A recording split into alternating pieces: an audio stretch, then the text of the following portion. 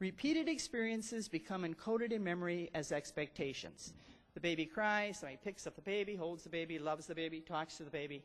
Baby cries, somebody picks up the baby, changes the baby, feeds the baby, talks to the baby, loves the baby. Baby's in an infant seat, pretty soon, who does that baby think is in control of the situation? The baby, right? Is the baby in control of the situation? No, the caregiver is. But if the caregiver provides repeated experiences that are nurturing, consistent, loving, that child is going to form a mental model of the world that when that child is 5, 6, and 7, and in school, that child is going to say, I'm pretty worthwhile. I'm wanted. Somebody cares about me. I'm safe because somebody meets my needs. And I'm capable. They think they have a great deal of influence over their environment because somebody responds appropriately. And they think about their caregivers in a pretty positive way. And when I do in-services for teachers, much longer than the 10 minutes that I have today, I say, do you know these kids? And they say, sure. How do they do in school? Libby, how do they do in school? By and large, they do pretty well. Not every day, but most days these kids are going to do quite well. When you think about it, those early relationships that are forming the child's brain in those first couple of years, if they're nurturing and cognitively stimulating, the child develops a sense of competence because they learn to do things, and they develop a sense of competence or confidence because they are successful. Then the child is 2, 3, and 4. They're mobile. You know what 2-year-olds are like. They're out there exploring the world. At that point, children start to need limits and structure. Regular meal times, regular bedtimes, certain amount of simple rules, so that over time they learn to self-control and regulate affect. Baby cries, somebody responds. Baby cries, somebody responds. Child's 1, they don't cry as much. They have learned, based on those interactions, to self-regulate. Child 6, 7, and 8, conversation and reflection, again built into the relationship, is so important to allow the child to reflect on what's happening, to make judgments, to analyze, and to fit into the world around them. All kids don't have these experiences.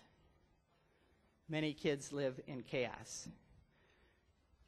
The outcome is pretty clear. How do they think about themselves? They don't see themselves as particularly worthwhile.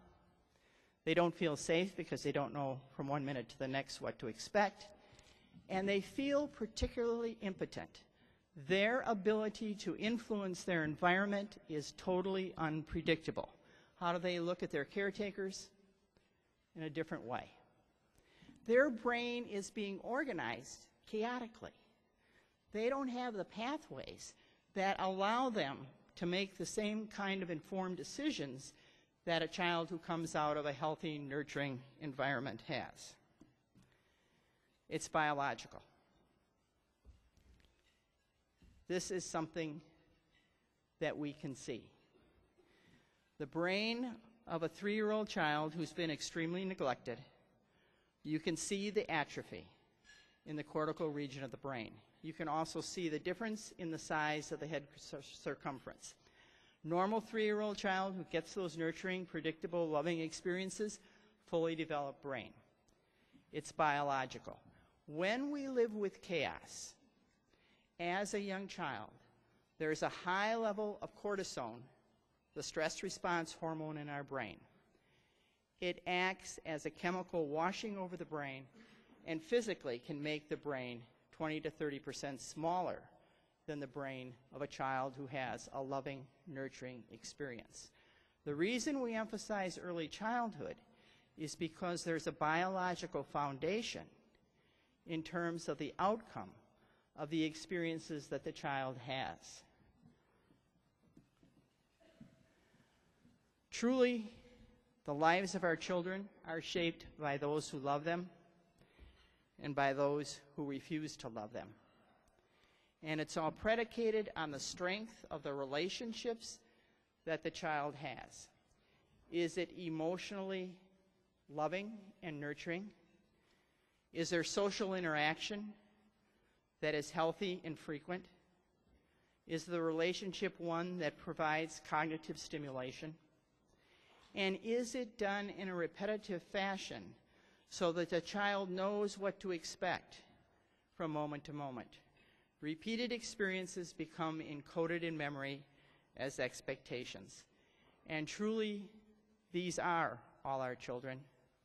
They are our responsibility for their sake and for the fact that we will all profit or lose by whatever they become.